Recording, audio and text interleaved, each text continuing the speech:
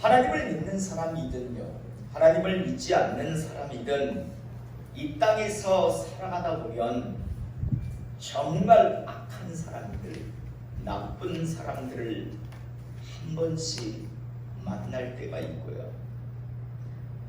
또 그 악한 사람들, 나쁜 사람들 때문에 큰 손해를 보거나 아니면 생각만 하면 화가 치밀어오르는 억울한 상황과 처지에 놓일 때가 있습니다. 흔히 세상 사람들이 말하는 정말 법만 없다면, 법만 없으면 그냥 어떻게 해버리고 싶은 그런 마음이 드는 사람들이요. 아마 이 시간에 예배드리는 우리 성도님들 중에서도 지금까지 살면서 이런 사람들을, 이런 상황들을 만나기도 하고 겪어본 분들도 계실 것입니다. 사랑하는 성도 여러분, 하나님을 믿는 하나님의 사람들은 이 땅에 살아가면서요, 이런 사람들을 만났을 때, 이런 상황을 겪고 있을 때 과연 어떻게 해야 할까요?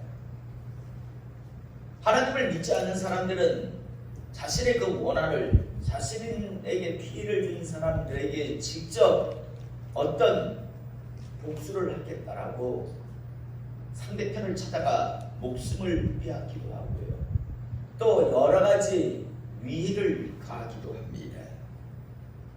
그런데 하나님을 믿는 우리도 과연 그렇게 해야 할까요? 원한을 품고 나아가 스스로 끙끙거리며 고통 속에 살아가거나 아니면 더 이상 참지 못하고 어떤 도구를 가지고 찾아가서 그 사람의 생명을 거두는, 그리고 자신 역시 인생을 망치는 그런 삶을 살아가야 하는 것일까요? 하나님께서는요, 자신의 사람들에게 이런 상황이 놓였을 때, 너희가 겪을 때 과연 무엇이라고, 어떻게 하라고 하나님은 말씀하셨을까요? 하나님은 아주 명확하게, 분명하게 말씀하고 계십니다.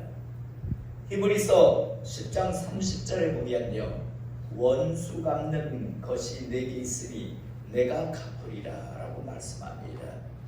이 히브리서 10장 30절의 말씀은요, 구약 성경 신명기 32장 35절을 히브리 기자가 인용해 놓은 건데요, 히브리서 신명기 32장 35절에 보면 그들이 실족할 그때 내가 보복하리라 라고 말씀합니다.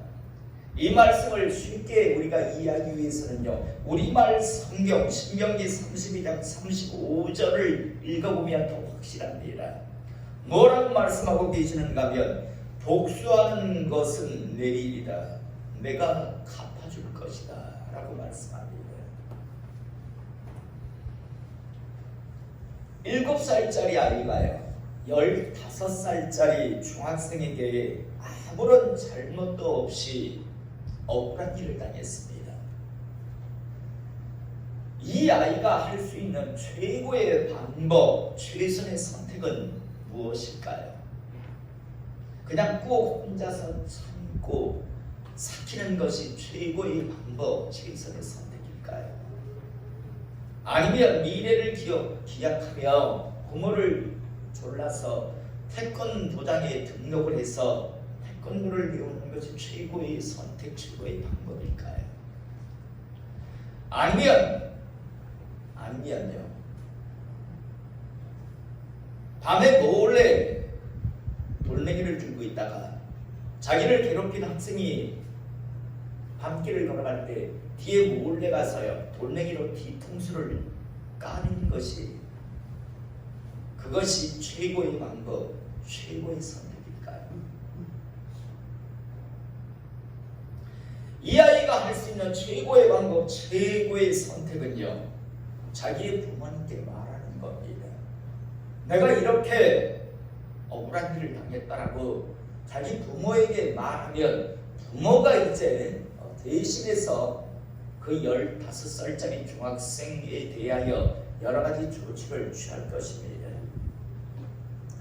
마찬가지로 하나님의 사람이요 이 땅에 살아가면서 악한 사람, 나쁜 사람을 만나서 정말 억울한 일을 당했을 때 할 수 있는 최고의 방법, 최선의 선택은요 하나님 앞에 그 문제를 가지고 나오는 것입니다. 그러면 하나님께서는 분명히 말씀하셨습니다.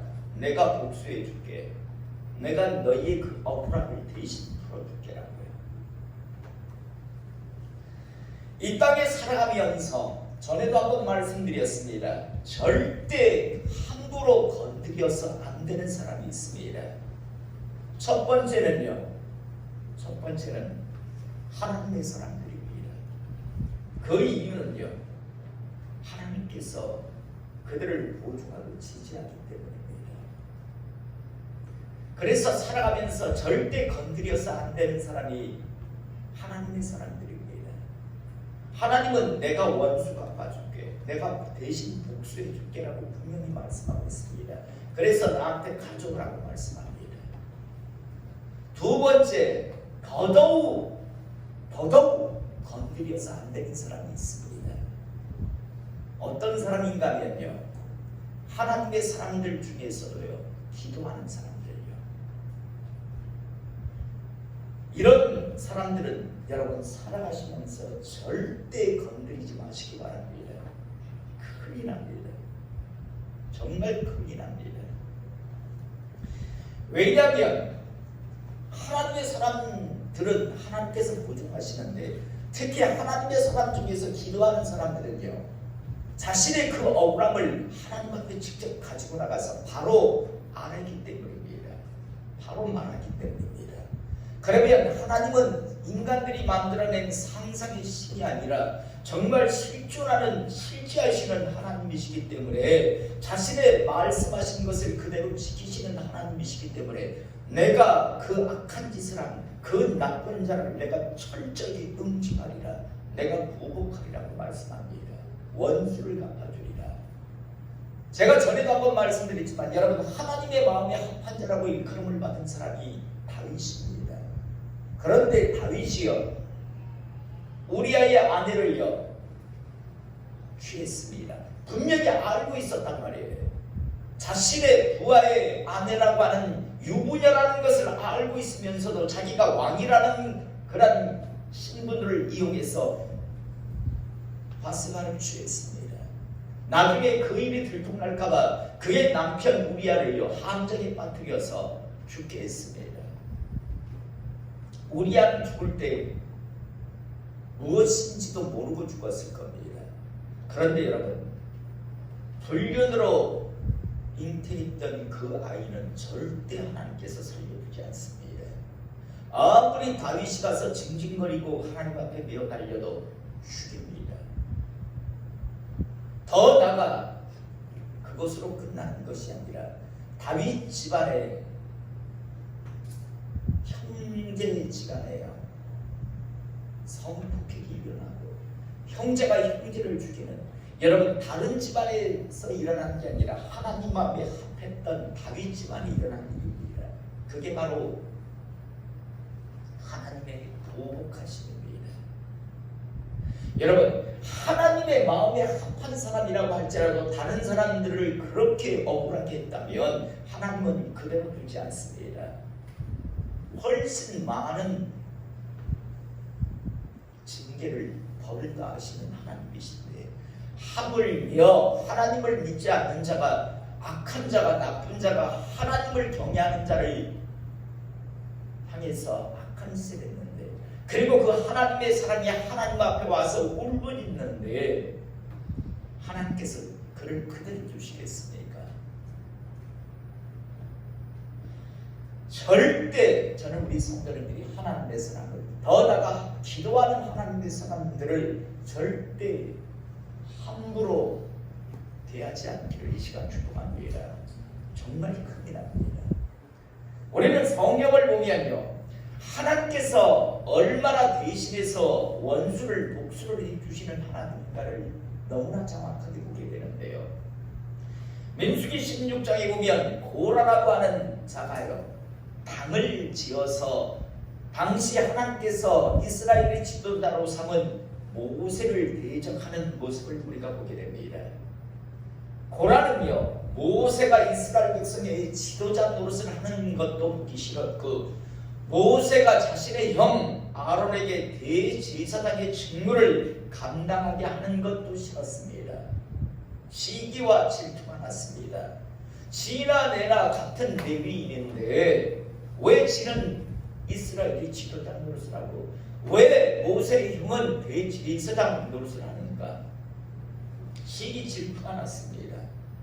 그런데 실질적으로 모세가 이스라엘의 지도자가 된 것, 아론이 이스라엘의 대제사장이 된 건 하나님의 뜻이었지 모세의 뜻이 아니었습니다. 그렇지만 고라가 볼 때는요, 고라 입장에서 볼 때는 지들이 다 해먹는 것 같았습니다. 그래서요 사람들을 끌어모으지요. 가장 만만했던 사람, 조금만 뒤에서 부추기기만 하면 따라올 수 있는 사람, 넘어갈 수 있는 사람, 루벤 자손 중에서 다단, 아비람 오늘 끌어드립니다. 12지파 중에서 너희가 제일 큰 형의 맏형의 지파인데 지도자 노릇을 하면 너희 집안에서 나와야 되지 왜 레위 모세가 지도자 노릇을 하냐. 여러분들을 미혹하고 유혹할 때요, 내가 시기 질투가 나서 내가 이렇게 하려고 하는데 함께 동참하자라고 절대 안 합니다.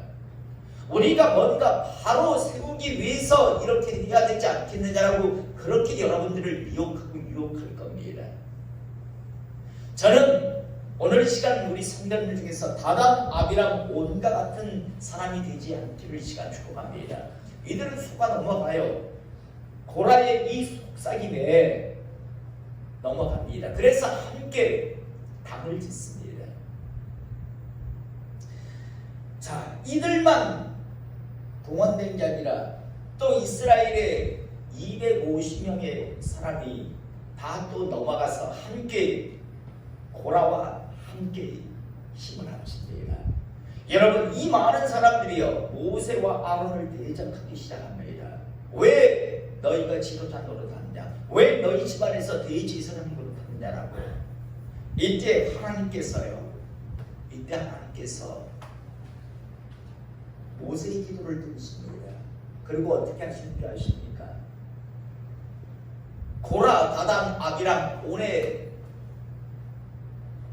장막을요 한순간에 땅을 지진을 나게 해서 거기에다 파묻어버립니다. 나아가 250명의 사람들 향유를 가지고 하나님 앞으로 나오랍니다. 그리고 향유에서 불이 나와서요 250명을 태워 죽입니다. 다시 말해서 하나님께서는 땅을 열어 파묻어 죽여버리고요, 더 나아가 불로 태워 죽여버립니다. 그런데 여러분, 많은 사람들이 이것으로 끝났다고, 고라당 사건이 끝났다고 생각합니다. 그런데 민수기 16장 이하를 보면 또 다른 한 사건이 발생을 합니다. 고라, 다단, 아비람, 온의 집안이요 한순간에 다 땅에 파묻혀서 죽고, 또 250명의 사람들이요 향로에서 불이 나와서 다 태움을 받아 죽임을 당하자 이스라엘 백성들이 다 들고 일어납니다. 뭐라고 들고 일어나는가 하면 민수기 16장 41절에 보면 이튿날 이스라엘 자손의 온 회중이 모세와 아론을 원망하여 이르되 너희가 여호와의 백성을 죽였도다. 여러분, 모세가 무슨 땅을 삽으로 땅을 파서 포크레인으로 땅을 파서 파묻었습니까? 아니면 휘발유를 갖다가 250명에게 뿌려서 불을 질렀나요? 하나님께서 하셨음에도 불구하고 이스라엘 백성들이 너희가 하나님의 백성을 죽였다라고 그 다음날 다들 들고 일어납니다. 하나님께서 어떻게 하셨을까요? 모세가 또 하나님 앞에 기도합니다. 모세와 아론이 한 게 아니고 하나님이 하셨는데 사람들은 모세가 했다라고, 모세가 하나님의 사람들을 죽였다면서 원망하고 막 다 들고 일어나니까 하나님 앞에 모세가 들고 나갔고요. 결국 하나님은 어떻게 하셨는가? 이스라엘 진영에 연병이 일어나게 합니다. 그래서 연병에 죽은 자가 14,700명이었다라고 말씀이 나옵니다. 14,700명이요. 하루에 죽어나갑니다. 여러분, 이런 하나님이십니다. 또 우리는 모세 아내 시보라가 죽잖아요. 모세는 구수 여인을 취합니다. 그러자 이번에는 모세의 형 아론과 누이인 미리암이여 들고 일어납니다. 모세가 구수 여자를 취하였더니 그 구수 여자를 취하였으므로 미리암과 아론이 모세를 비방하니라. 모세를 비방합니다. 왜 나이 들어서 그냥 혼자 살지 왜 구수여인을 취했는가? 그럴 때 되고 있습니다. 그런데 여러분, 이들이 들고 나오면서 했던 말 중에 말이 무엇인가 하면 그들이 이르되 여호와께서 모세와만 말씀하셨느냐 우리와도 말씀하시지 아니하셨느냐. 언제 말했는데요? 하나님은 모세와 말씀하셨고 모세를 통해서 말씀을 주셨지 언제 미리암에게 아론에게 하나님께서 말씀하신 적이 있나요? 그런데도 불구하고 마치 자기들도 하나님의 말씀을 들은 양 우리와도 말씀하시지 아니하셨냐며 여호와께서 이 말을 들으셨더라. 내가 너하고 언제 이야기했는데? 내가 언제 너한테 말씀을 준 적이 있는데? 하나님은 모세에게 말씀하셨고 모세를 통해서 아론과 미리암에게 하나님의 말씀이 전해졌는데 그런데 이들은요 갑자기 구수여인을 모세가 취했다라는 그 이유 때문에 그걸 빌미로 해서 아마 자기들이 더욱 모세의 형이고 누이니까 더 위에 있는 사람이다라는 걸 사람들에게 보여주고 싶었을지 모릅니다. 그런데 하나님은 그들의 말을 들었습니다. 그리고 9절에 보면 여호와께서 그들을 향하여 진노하시고 떠나시되 구름이 장막 위에서 떠나갔고 미리암은 나병에 걸려 눈과 같더라. 아론이 미리암을 먼저 나병에 걸렸는지라. 아마 이 미리암이 주도를 했던 것 같아요. 가장 큰 문화였으니까. 미리암, 아론, 모세 이런 순이었으니까요. 여러분 아무리 형제지간이었다 할지라도 아무리 함께 주의를 하는 사람이라 할지라도 하나님께서 모세를 통해서 아론과 미리암을 분별하고 있었습니다. 모세가 여자에게 환장을 해서 구수여인을 취했을까요? 그때 모세의 나이가 100살이었습니다. 100살 이상이었다고요. 이미 여자의 환장할 나이는요 이미 지났습니다. 항상 말씀드리지만 그 당시 건강하면 오래 사는 사람이 80살이었는데 그때 나이가 100살이었단 말이에요. 100살 이상이었을 겁니다. 그런데 무슨 여자의 환장을 해서 구수여인을 아내로 맞이했을까요? 하나님께서 이제 하나님의 일을 함에 있어서 지장받지 않기 위해서 아마 하나님께서는 말씀하셨을 것이고 허락하셨을 것이고 그래서 그렇게 하나님의 일 가운데 해나가는 건데 그런데 앞뒤도 하나님 말씀도 들은 적도 없으면서 우리도 하나님 말씀 듣지 않았냐? 라는 식으로 하면서 모세를 대적하다가 결국 나병에 걸렸습니다. 여러분 그냥 나병에 걸렸는가 보다 라고 생각하는데 만약에 여러분 식구 중에 문둥병, 나병이 한번 발생했다고 생각해 보십시오. 예를 들어 집집살인 집안에 나병이 한 명부가 발생했다고 생각해 봅시다. 나머지 시집장가 못 갑니다. 왜냐하면 나병은 유전적인 그런 거라고 사람들은 많이 생각합니다.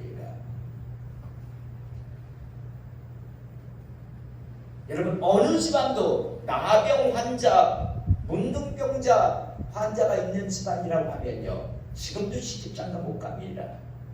숨기지 않고서는요. 또 숨겼다 할지라도 나중에 이혼 사유가 될 겁니다. 그건요. 그만큼 무서운 병인데 미리암이 나갑에 걸립니다. 천형이라고 그러잖아요. 하늘로부터 받은 벌, 나병 걸려. 아무리 모세와 아론이 미리암과 아론이라 할지라도요, 하나님의 사람을 대적하는 순간요, 모세는 억울했을 겁니다. 여자의 과정에서 부수여진 여인을 취한 것이 아니라 하나님의 허락하신 말에서 그 일들이 이루어졌는데 밑도 끝도 알지도 못하면서 비방하자 분명 모세는 그 억울함을 하나님 앞에 아뢰었을 것이고, 하나님은 아론이라 할지라도 미리암이라 할지라도 그대로 두시지 않습니다. 우리는 하나님의 말씀이며 성경 속에서 시편을 읽다 보면 다윗을 비롯해서 많은 하나님의 사람들이 하나님을 향해서 탄원시를 적은 것을 우리가 많이 보게 됩니다. 비탄시, 탄원시라고 하는데, 다시 말해서 하나님의 사람들이 자신의 그 억울함을요 하나님 앞에 가지고 나가서 하나님 앞에 자신의 그 원통함을 쏟아내는, 그래서 하나님 나를 대적하는 자를 절대 그대로 두지 말아달라고 하나님 앞에 막 기도하는 그런 내용들이 참 많이 있는 것을 우리가 보게 됩니다. 시편 13편에도 보면 여호와여 어느 때까지니까 나를 영원히 잊으시나이까 주의 얼굴을 나에게서 어느 때까지 숨기시겠나이까 나의 영혼이 범인하고 청일토록 마음에 근심하기를 어느 때까지 하오며 내 원수가 나를 치며 자랑하기를 어느 때까지 하리이까 여호와여 내 하나님이여 나를 생각하사 응답하시고 나의 눈을 밝히소서. 두렵건대 내가 사망의 잠을 잘까 하오며 두렵건대 나의 원수가 이르기를 내가 그를 이겼다 할까 하오며 내가 흔들릴 때 나의 대적들이 기뻐할까 하나이다 라고 이야기. 시편을 하나님 앞에 시편을 적어서 기도하는 모습을 보게 됩니다. 나의 원수가 나를 이겼다라고 할까봐 두렵습니다. 내가 마음이 흔들릴 때 나의 대적들이 기뻐할까봐 두렵습니다라고 하나님 앞에. 다시 말해서 하나님 나의 대적이 나로 인해서 절대 기쁨을 누리지 못하게 하시고, 하나님 나의 대적들이 결코 나를 이겼다라고 할 수 있는 일이 일어나지 않게 해주십시오. 다시 말해서 그들을 멸해달라고 지금 그렇게 기도하는 내용들입니다. 또 시편 25편 2절에도 보면 나의 하나님이여 내가 주께 의지하여 싸우니 나를 부끄럽지 않게 하시고 나의 원수들이 나를 이겨 계가를 누리지 못하게 하소서. 나의 원수들이 나를 결코 이겨서 저들이 노래를 부르는 계가를 부르지 못하게 해달라고 하고, 시편 35편 19절에도 부당하게 나의 원수된 자가 나로 말미암아 기뻐하지 못하게 하시며 까닭없이 나를 미워하는 자들이 서로 눈치나지 못하게 하소서라고 하며, 그 외에도 수없이 많은 탄원시들이요 시편에 적혀 있습니다.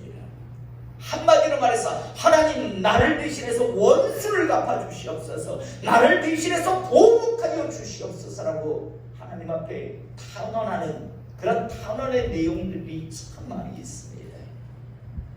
오늘 우리가 읽은 본문 말씀 역시 예레미야가 3장 역시도요 하나님을 향한요 예레미야의 탄원입니다. 애통함을 하나님 앞에 토로하고 있는 겁니다. 우리가 잘 알다시피 예레미야는요 남유다가 멸망할 당시 하나님의 메시지를 전했던 하나님의 선지자, 하나님의 사람이었습니다. 그러나 그의 메시지는 당시 사람들로부터 환영을 받지 못했습니다. 왜냐하면 다른 거짓 선지자들은요 하나님께서 우리를 회복시키실 겁니다, 우리는 하나님의 백성입니다 라고 그렇게 거짓 메시지, 하나님께서 주시지 않은 메시지를, 다시 말해서 메시지가 아니라 마사지를 하고 있을 때 예레미야 선지자는 하나님께서 우리에게 허락하신 모든 기회는 끝났습니다, 하나님께서 그나마 마지막 주시는 은혜는 바벨론이 쳐들어왔을 때 그냥 항복하랍니다. 그러면 목숨은 건질 것이라고, 대신 그래서 포로로 끌려갔다가 70년 후에 하나님께서 새로운 세대를 통해서 이제 다시 한번 우리 민족에게 기회를 주신다는 그런 메시지였습니다. 당시에 이 메시지가 얼마나 싫었던지요. 예레미야의 고향인 아나도 사람들마저도요. 아나도시라고 하는 곳은 바로 예레미야의 고향이었습니다.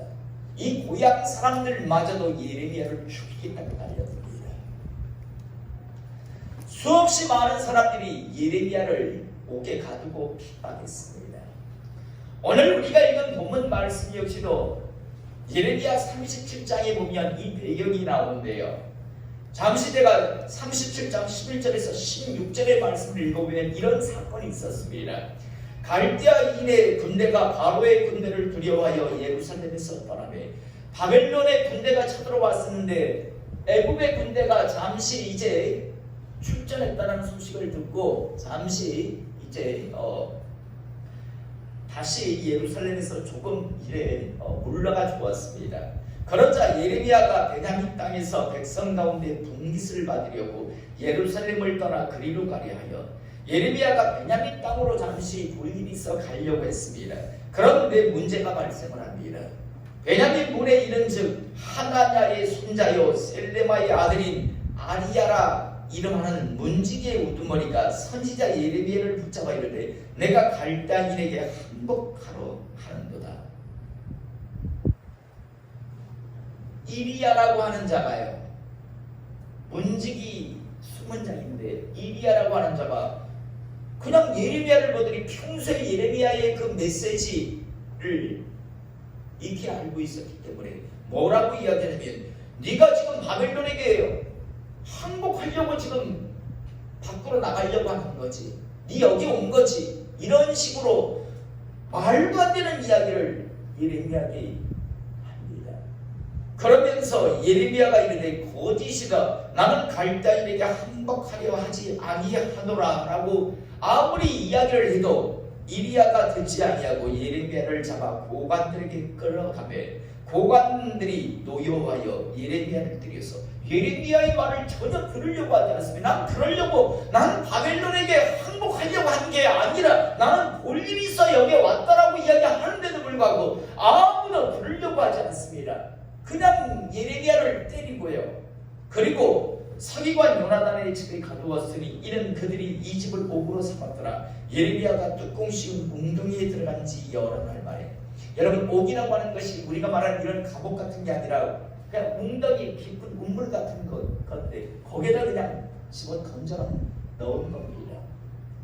구덩이에서 오랫동안요 예레미야는 갇혀 있었습니다. 아무리 아니라고 이야기함에도 불구하고 어느 누구도 들어주려고 하지 않습니다. 너는 평소에 하는 짓을 봐서 틀림없을 거야. 너 항복하려고 하잖아. 너는 배신자야.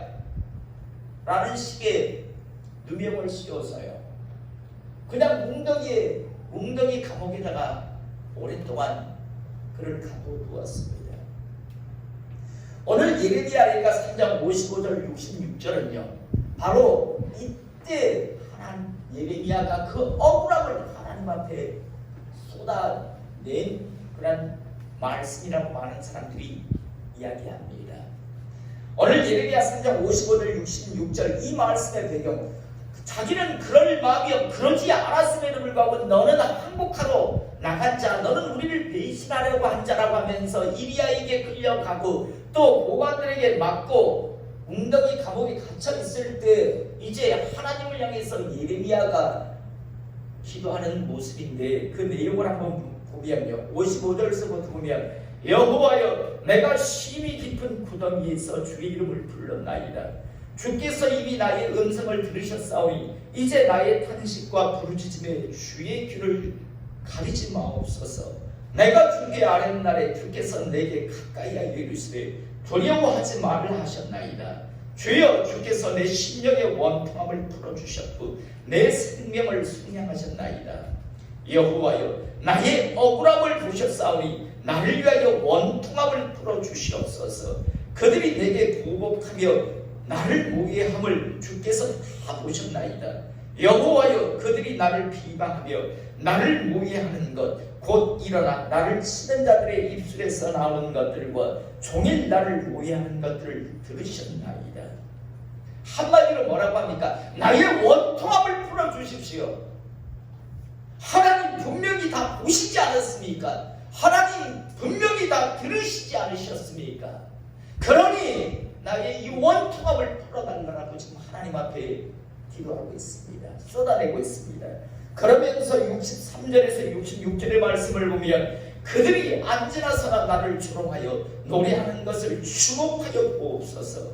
여호와여, 주께서 그들의 소리 행한 대로 그들에게 부응하사 그들에게 거만한 마음을 주시고 그들에게 저주를 내리소서. 주께서 진노로 그들을 뒤쫓으사 여호와의 하늘 아래서 멸하소서.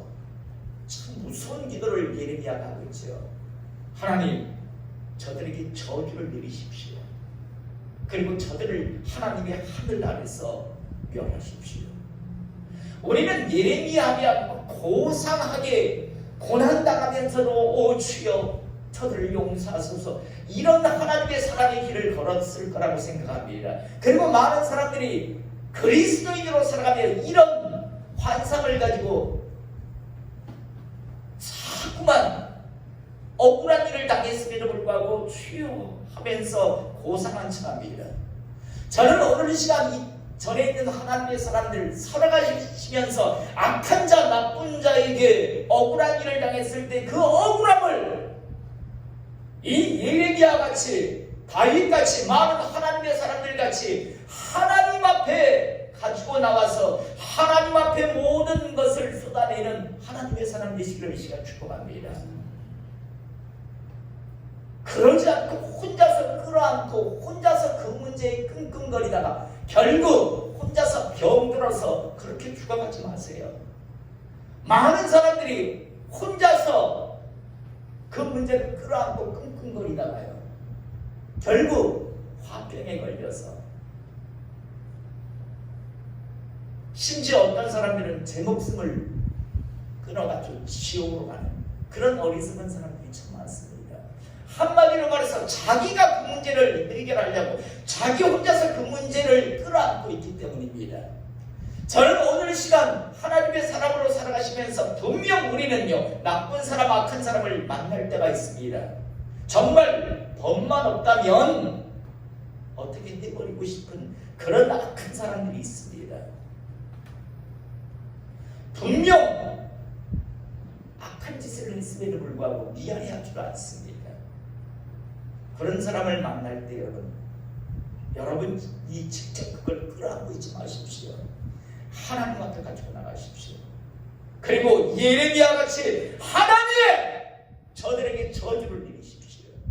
저들을 하나님의 하늘 아래서 멸하십시오라고 차라리 그렇게 하나님 앞에 기도하십시오. 이 기도는요, 이 예레미야의 부르짖음은 그대로 이루어집니다. 말씀 정리하겠습니다. 이 땅에 하나님의 사람으로 살아가다 보면 악한 자, 나쁜 자를 만나 큰 소리를 보기도 하고요, 정말 억울한 상황과 처지에 놓일 때가 있습니다. 이때 억울해하지 마시고요, 낙심하지 마십시오. 그리고 스스로 그 문제를 해결하려고도 하지 마십시오. 하나님께서는 분명히 말씀하셨습니다. 내가 보복해줄게. 내가 원수 갚아줄게. 나한테 맡기라고. 그리고 많은 믿음의 선진들은요 하나님 앞에 가지고 나갔습니다. 그리고 하나님 앞에 탄원했습니다. 자신의 그 억울함을요. 그때 하나님은 그들의 그 모든 탐을 들어주셨습니다. 저는 다시 한번 오늘 이 시간 예배드린 우리 모든 성도님들은요 앞으로 살아가시면서 분명 억울한 일을 당하실 겁니다. 당할 수 있을 때가 있을 겁니다. 그때 하나님 앞에요, 하나님 앞에 모든 것을 가지고 나가서 그 억울함을 쏟아내시는 하나님의 사람, 그래서 하나님 앞에 탄원할 수 있는 하나님의 사람 되시기를 이 시간 축복합니다. 나아가 하나 덧붙이자면 어느 누군가에게 탄원의 대상이 되지 마시기 바랍니다. 어느 누군가에게 탄원의 대상이 돼서요. 어느 누군가 하나님의 사람이 여러분을 향해서 탄원하는 그런 삶 또한 살아가지 않길 원합니다. 온전히 하나님 앞에 맡기고 온전히 자유하며 그리고 하나님 앞에 서는 그날이 두렵지 아니한 하나님의 사람들 되시기를, 가정 되기를, 그런 사람들로 가득 찬 하나님의 교회 되기를 이 시간 주님의 이름으로 축복합니다.